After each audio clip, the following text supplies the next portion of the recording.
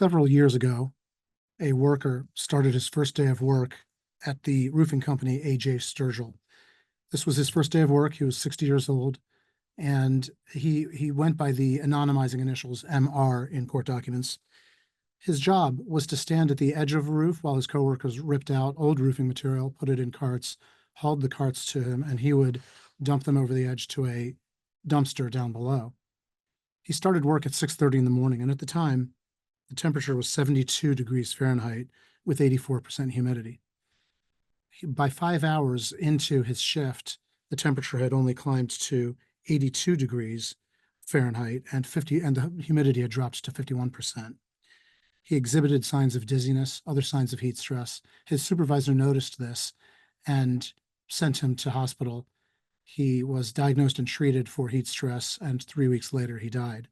A.J. Sturgill had policies communicated to the workers, including to MR, that encouraged them to take breaks, find shade, rest, and take ice and water that was provided for by the company. They also had a protocol of observing workers, which is why they were able to observe MR in time to notice the symptoms and send him to hospital.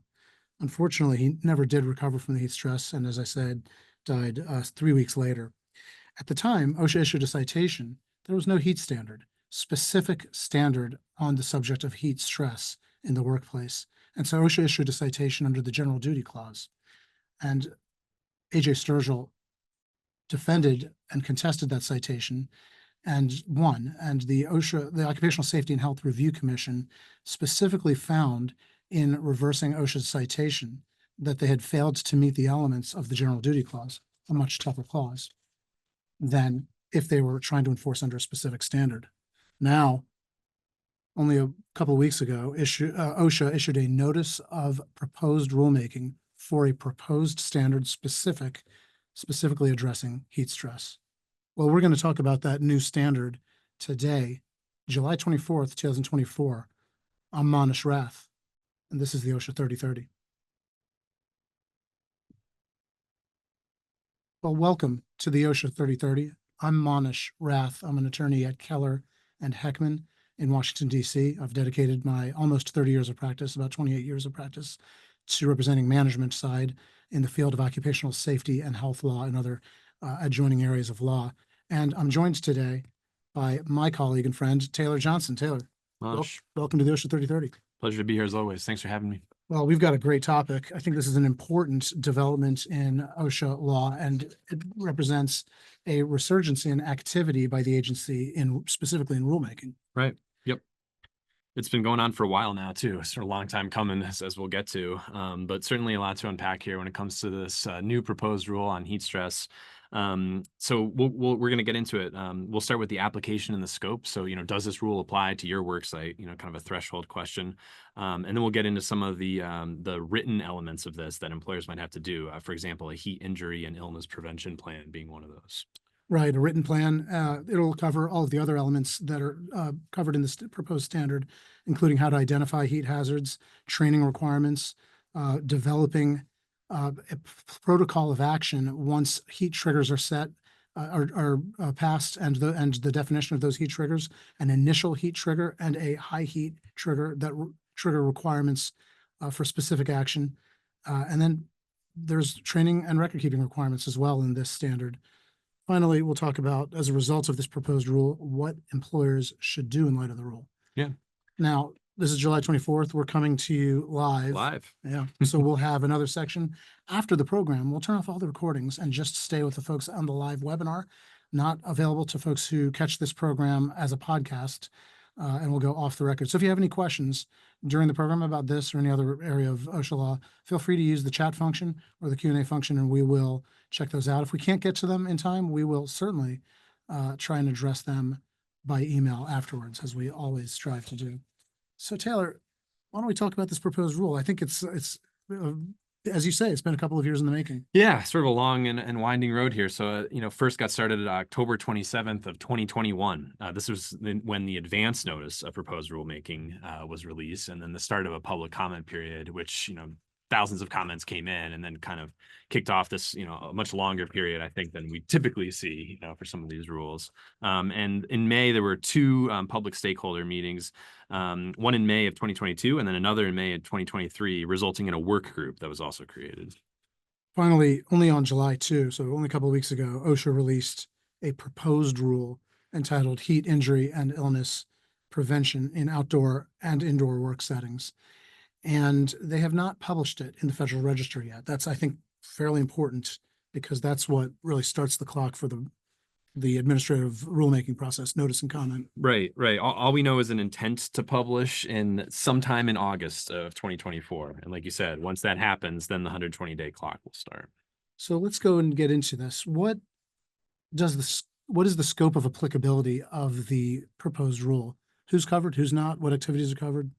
Yeah, so I think the first most important thing to note here is that if you have an activity for which there's no reasonable expectation of exposure to this, what they call the initial heat trigger, or the IHT, which is either 80 degrees Fahrenheit heat index, which is commonly known like as the feels like, or wet bulb globe temperature which would be the same as the NIOSH recommended alert limit. So if you have no reasonable expectation to be at or above those triggers, then this rule would not apply to you. I think it's just out of the gate one of the things that we should let everyone know. I don't know how valuable that's going to be in practice in everyday life, because if indeed the National Weather Service heat index is at 80 or above, then I think that's there's going to be an argument made that you didn't have a reasonable expectation that you would not reach high heat levels. Mm-hmm. And so I think it's maybe a hollow offer or an exception that's relatively hollow. Yeah. In everyday practice. So as you say, Taylor, there's two triggers: an initial trigger, and that's defined as 80 degrees Fahrenheit heat index, or a wet bulb temperature equal to the NIOSH recommended recommended alert level. Yep. Or RAL. Yep. The other exception that we should probably talk about is there's a exception for work that's performed inside the initial heat trigger threshold, but only for 15 minutes or less in any 60-minute period.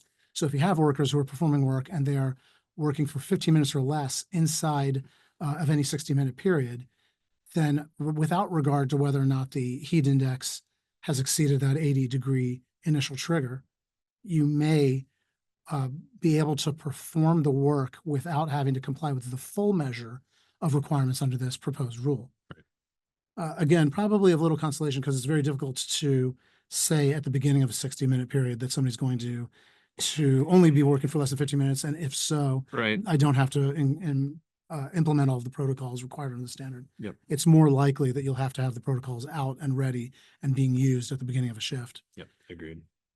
Another exception is for emergency response activities. So firefighters are specifically listed in the standard, but also not being covered under the scope of the standard. Exactly, right. Yep. So firefighters would be exempt, and other emergency response activities as well were also listed in the standard as not being covered under the standard. And then here's another one that I think of as a hollow exception. In practice won't mean much. Activities performed indoors or in vehicles where air conditioning consistently keeps the ambient temperature below 80 degrees Fahrenheit are not activities for which an employer is required to comply with the requirements under this proposed rule. But of course, that would be true if there was simply a threshold for 80 degrees Fahrenheit heat index, that would also apply whether or not the temperature was lower than the heat trigger, the initial heat trigger, by force of ambient temperatures being low or by force of air conditioning shouldn't make any difference. Right. The result is the same. In this exception, the temperature has to be below 80 degrees. So I don't know why they put that in there. Yep. And perhaps maybe the most solid exemption to hang your hat on is telework, if your employees work from home. Well, yeah, that's true. On the other hand, in the era of ergonomics, OSHA was questioned. That was around 1999, 2000, during the rulemaking process. OSHA was questioned as to whether or not this would apply to home offices. And they stumbled a little bit with their response. Ultimately, after a public outcry and ridicule, the agency agreed that home offices are not subjected to enforcement activities by OSHA.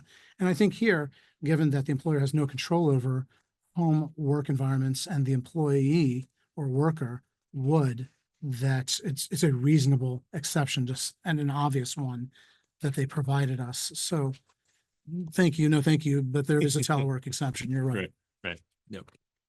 Okay, let's talk about the heat hazards that an employer has to identify as they determine whether or not the requirements of the standard have to be implemented. Right. Yeah. And for outdoor work in particular, the standard gets into how you identify these hazards. So there's a few methods that are listed. The first is tracking local heat index. Again, the feels like temperature forecasts provided by the National Weather Service or a reputable source as sort of one option for identifying, sort of calculating the heat hazard for outdoor work sites. Yeah, and the other was the wet bulb temperature, and this wet bulb device would have, I believe, typically it comes with three sensors, one for ambient heat and one for the radiant heat that's provided by direct sunlight exposure, and then one more that would deal with the temperature with affected by air currents, et cetera, and humidity as well. And I don't know I've heard many people say that the wet bulb accounts for wind speed, and I don't think that that's quite right. It does factor in any movement in the air because that will affect the dissipation of heat off of the globe. But that requires, as well as the radiant heat hitting the sensor by sunlight, that requires that the wet bulb be placed at a location that's relevant to a specific worker. But when you have workers all over, some of them in shade, some of them in sun, some of them in a direct breeze, and others in stagnant air, that one single reading is going to be necessarily more or less reliable depending on the position of the globe with respect to a worker for whom you can apply that information. And so I would only offer to you that the wet bulb globe, heralded by OSHA and by NIOSH as being, and by other state agencies, by the way, as being the more accurate of the two, viz. Heat index as reported by the National Weather Service, it also has its limitations. And that is that the sensor, the device, needs to be placed in a location that's relevant to the working conditions that the employer intends to develop an understanding of. All right, so that's the wet bulb globe temperature. Yeah, that's how you identify heat for outdoor work sites. With respect to how often you identify it, I think it's a great question. Conditions, this is from the standard. Conditions should be monitored with sufficient frequency to determine employees' exposure to heat, but no actual, twice a day, three times a day, just sufficient frequency. So I think to be determined. Helpful as always. Exactly. Identifying heat hazards. Let's talk about indoor work now. So that's outdoor work. The scope of the standard applies to indoor work as well. If the employer has a reasonable expectation that employees may be exposed to heat at or above initial heat triggers. Now, that could apply to a large number of companies, anyone in metals industries like steel, aluminum, bakeries, industrial scale bakeries, roasters of coffee or nuts, also have very high temperature indoor working environments. So there's a large number of indoor industries where there may in fact be a reasonable expectation of heat at or above the initial trigger. Right. And an employer, we'll get to this heat injury and illness prevention plan in a few slides. But with respect to identifying indoor heat hazards, the plan itself calls for an employer to include a protocol for monitoring indoor heat temperatures. And then whenever there's a change in production, processes, equipment, et cetera, the employer is required to reevaluate and then update that monitoring plan. So you have to have a written plan for how you're going to monitor indoor heat. And then a change management concept in your plan. Right. Okay. So let's talk about these heat triggers, the initial heat trigger and the high heat trigger requirements. Why don't we start with the initial? Right. So the initial heat trigger threshold is 80 degrees heat index or the wet bulb globe temperature equal to the NIOSH recommended action level. And so if, again, you're covered under the standard and the heat index is at or above this level or the globe temperature, you need to do the following things. The first one is have access for your employees to cool drinking water. It needs to be readily available and with sufficient quantity, actually defined in the standard as 1 quart of drinking water per hour per employee. You also have to provide, once the initial heat trigger threshold has been surpassed, you have to provide break areas, and they have to include either artificial and natural shade if outdoors, or air conditioning and fans if indoors. I think that is already a widely accepted practice. Yep. And I think another one is acclimating your workers to the work site too. We've heard from a few employers out there who already do this, but it's actually spelled out in the standard now. So for new and returning employees, you need to sort of gradually ramp them up to exposure to activities in the heat. There's even a prescribed starts at 20% of a normal work shift, works all the way up to 80%, day 1 through 4. So it's actually laid out that specifically in the standard. Taylor, we have a lot of clients in construction and even more in manufacturing and distribution, all of which have the possibility for exposure to outdoor high temperatures. And I've often said, and it's the received education from these clients, Yes. that acclimatization is perhaps one of the most effective methods for dealing with heat stress. Yep. It doesn't deal with the heat, it deals with the worker's response to the heat. And it's extremely effective if done properly and thoughtfully. And then finally, the initial heat trigger under the proposed rule would encourage paid rest breaks if needed. Okay, so that's the initial heat trigger, 80 degrees heat index. I'll simplify it to say the NIOSH recommended action alert level is actually hard for an employer in the field to determine. Yes, absolutely. So the wet bulb reading has that problem associated with it also, whereas the heat index, as suggested by the National Weather Service, for example, is a little bit more objective and quicker to determine. Exactly. Yep. You should go on your phone and find out what the current heat index is. Yep. So the high heat trigger requirements, in the next set of requirements OSHA imposes are triggered once the temperature hits either 90 degrees Fahrenheit heat index or a wet bulb globe temperature equal to the NIOSH REL rather than the RAL. And these are, again, difficult to find in the field and figure out, whereas the 90-degree heat index is easier to find on a reputable source like the National Weather Service.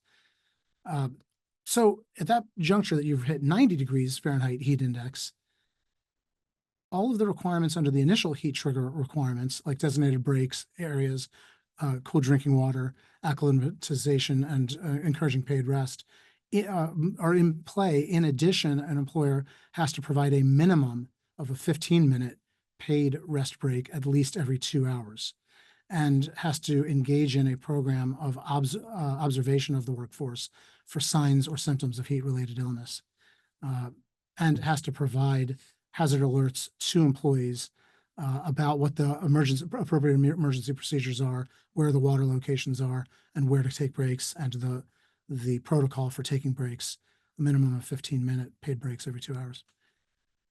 Okay, so let's talk about this heat injury and illness prevention plan. Another requirement under the proposed rule, Yep. acronym HIIPP or HIP. It's basically a written plan. An Right. employer is required to develop a written plan. That's right. And it must include, there's a bunch of things that it must include, but we pulled out a few here.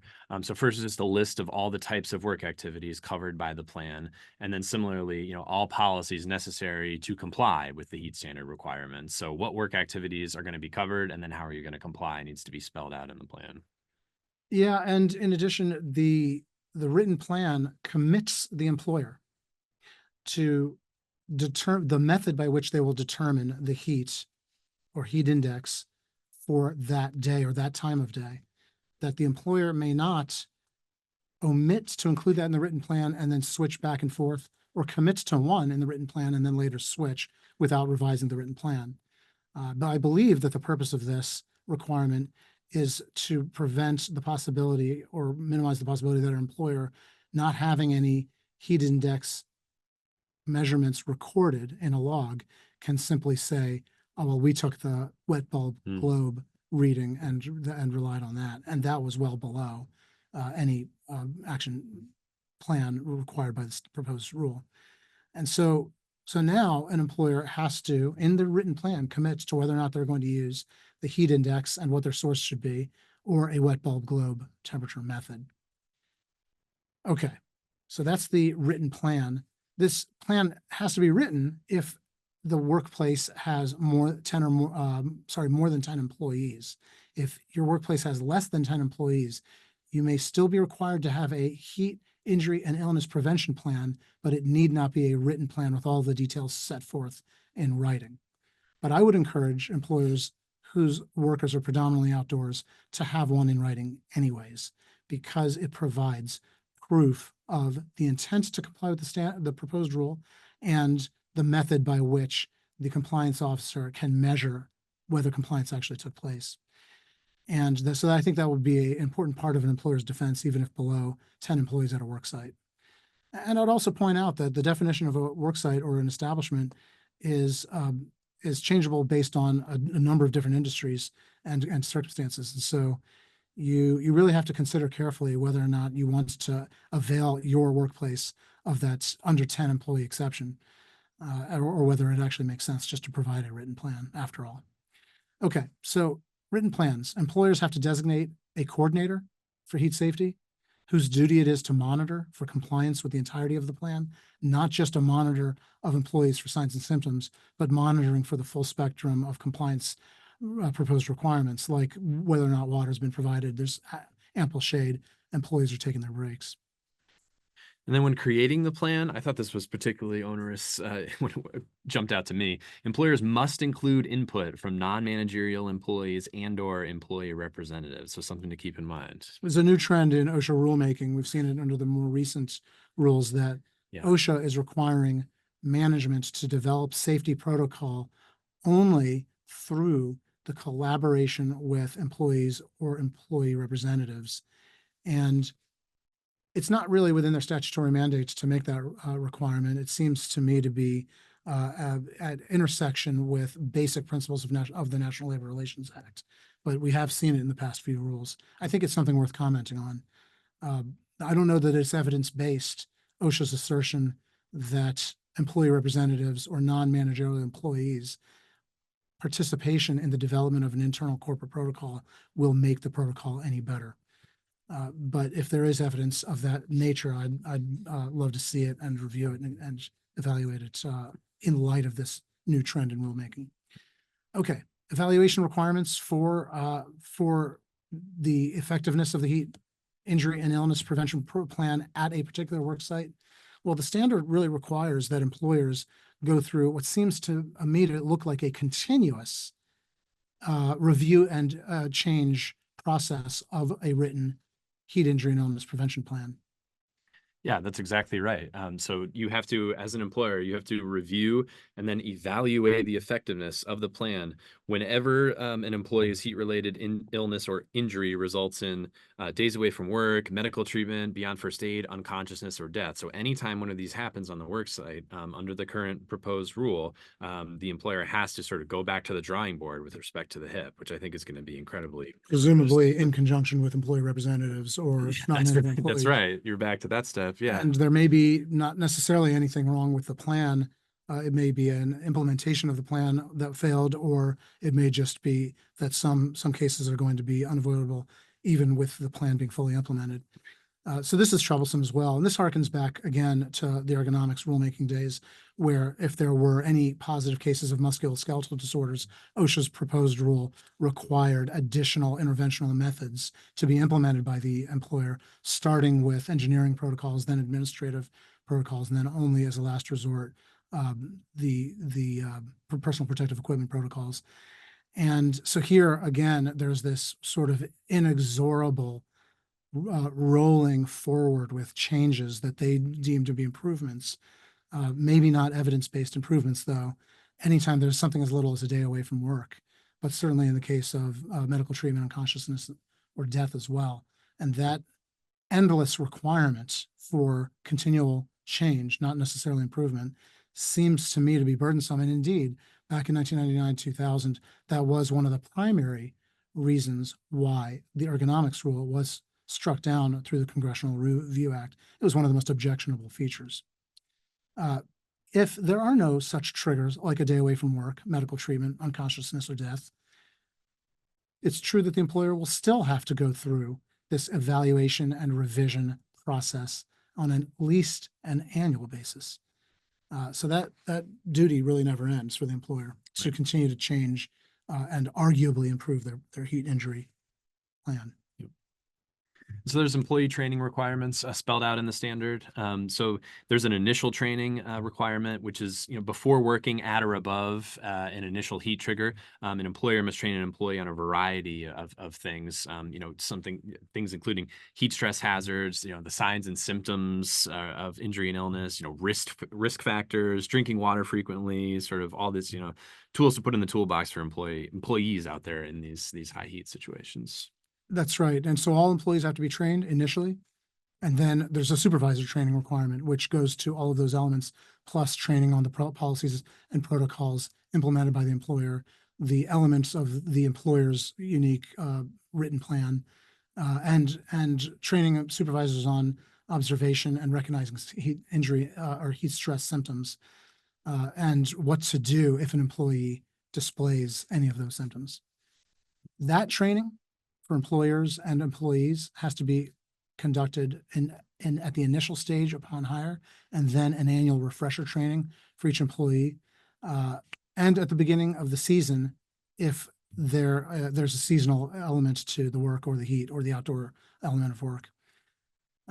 Finally, the training hasn't ended yet. There's still supplemental training requirements under the proposed rule, where additional training has to be conducted anytime an employee switches tasks that might affect their exposure to heat in the workplace, or any time there's any changes to the written plan, the employer's unique written plan or procedures. And then there has to be supplemental training for all employees and supervisors if there's an occurrence of a heat-related injury or illness in the workplace. So if there were 10 cases of a day away from work due to heat stress, then an employer arguably would have initial training. Let's say they had 30 new employees that year. They would have to conduct that training 30 times. There would be the annual training. So they would have to do the training for all of the employees who have been there for more than a year.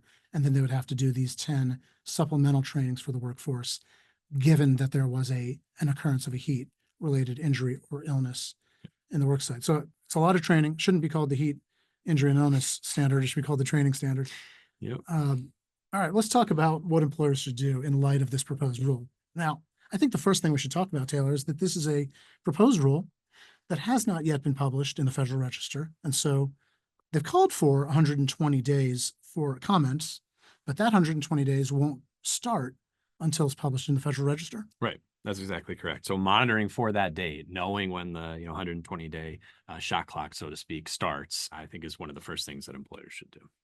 Yeah, I think that's right. And I think that employers need to start developing data about how this rule and implementing it will affect your workplace, your operations, et cetera. For example, if you were to look at a quarter-hour paid break every 2 hours and somebody worked an 8-hour shift, then essentially for 7 hours of work, you'd be paying 8 hours, and that results in approximately a 14% raise for all employees exposed or possibly exposed to heat exposure in the workplace. That's just one example. Then there's the recording requirement. I think that it is implicit in the rule that temperatures when taken, heat index evaluations when taken, should be recorded. I'll add one more thing to record keeping. When it comes to the paid breaks, most workplaces that I've seen, and I've done an enormous amount of work in the field of wage hour law, the Fair Labor Standards Act, and state analogs to the Fair Labor Standards Act. And most employers, even the ones with very sophisticated software and hardware set up to record clocking in and clocking out, they clock out an employee for unpaid breaks. And there isn't a protocol at any of the workplaces that I can recollect off the top of my head that I've seen where an employee can clock out of active work, but not clock out of pay. So a paid break, oftentimes, to my observation, has been an unrecorded event. That's key. Because when wage hour lawsuits emerge, and they sometimes do, an employer won't have any record to refute an employee's allegation that they were not permitted their paid breaks. The employer will have no record when an employee takes a paid break, and they'll have records when the employee takes an unpaid break. So employers will need to think about how to solve for that problem, whether it's possible for their vendors to reprogram their time in, time out software or hardware so that employees can punch out of work, but not off the clock, off the paying clock. And alternatively, whether or not there may be some other manual method of recording those paid breaks for employees. Either way, it's a substantial overhaul of an employer's traditional method for measuring both paid time as well as unpaid breaks. So that's one of the other elements that I think employers should spend this time evaluating how it's going to be done, whether it can be done, what are the practical challenges to recording paid breaks accurately at 100%. That's all part of preparing data that employers can provide in comments. Yep, absolutely. Then I think that they should start talking to their trade associations, their industry groups. Yeah, right. Start the comment process. Like you said, Matt, I think starting to figure out how you would comply with this is certainly something employers should do. I think going out and immediately starting to comply is not what we would say employers should not do at this point. Well, that's fair. Although, of course, it makes sense to develop a heat stress management plan. Right. I wouldn't say, I agree with you, Taylor. I wouldn't say that now's the time to start developing a compliance protocol with this proposed rule. And then you also have the end of Chevron deference, the Loper Bright decision. We could do an entire OSHA 3030 on that. But it's probably, I think more than likely at this point that this rule will be challenged in some way. And so, you want to keep your eye out for that as well. Well, so Loper Bright's a Supreme Court case that came out about a month ago, landmark. It eradicated the Chevron deference test, which has been standing for about 40 years. It's the method by which courts evaluate a federal agency's standard that is essentially an interpretation of a statute that enabled or authorized the agency. OSHA is unique because their standards are almost the entire body of OSHA law, with the exception of the general duty clause. All of the standards are essentially interpretive of the OSHA Act and, by extension to the general duty to maintain a safe and healthful workplace. Yep. So the Loper Bright case says, well, the courts don't have to give the agency deference in their interpretation of the act, the statute, nor are they allowed to. A court must apply its own evaluation of whether or not a standard or regulatory interpretation of an act is a reasonable interpretation of the act and not to provide deference to the agency. This, as you say, Taylor, is going to be important as these new rules coming out this year, including the walk-around rule. We've covered it in a couple of episodes of the OSHA 3030. Yep. Should check those out on our website, or this heat standard, for example. Yep. But I also think it's calls to mind the COVID standard, the emergency standard, and the Supreme Court decision there brought in a challenge by a number of trade associations, including the National Federation of Independent Businesses. And they argued that COVID was sort of societally wide or not unique to the workplace. And the court agreed, saying that this is outside of the scope of the Occupational Safety and Health Administration to regulate because it's not uniquely occupational in nature. The exposure to COVID happens in the workplace, outside of the workplace, et cetera. And so it's not within the ambit of the enabling statute, the Occupational Safety and Health Act. And I think that there's an element to that here. NIOSH has always said about heat stress that there are two components of a worker experiencing heat stress. The first is, well, the environment, heat and humidity. And the second is the metabolic heat generated by the worker. This is work-generated heat, and that's internal metabolic heat. And it seems to me that the environmental heat is more akin to COVID, that the rulemaking of which was struck down by the Supreme Court, and that the metabolic heat is the element of hazard that is uniquely introduced by the workplace, the phenomenon of work or the work setting, the specific tasks, et cetera, and that it's not within the agency's scope of authority, just as regulating COVID was not, according to the Supreme Court, to regulate environmental heat. Yet the trigger, as you may recollect from this past 30 minutes program, for employer requirements to take action under the proposed rule are all based on environmental heat. They're based on the heat index as provided, for example, by the National Weather Service or by the wet bulb. And that is also a measure of environmental heat, not of metabolic heat. I think this is a really important argument for industry to take consideration of or take into consideration so that they may formulate thoughtful comments which may help the agency refashion the standard within their statutory authority and in a manner that will give employers something more actionable to have a real and measurable impact on improving worker safety with respect to occupational heat. So that's what employers should do, we think. And that I think is the essence of this proposed heat standard in about 30 minutes. We can continue talking about this with anyone who has any additional questions in the off the record section afterwards, or feel free to email us, or pick up the phone and give us a ring. We love chatting about this stuff. This one I think is a very important development, so we'll be more than happy to take time to chat with all of you members of our OSHA 3030 community. We'll be back again on August 21, Wednesday at 1 p.m. Eastern. So please mark your calendars.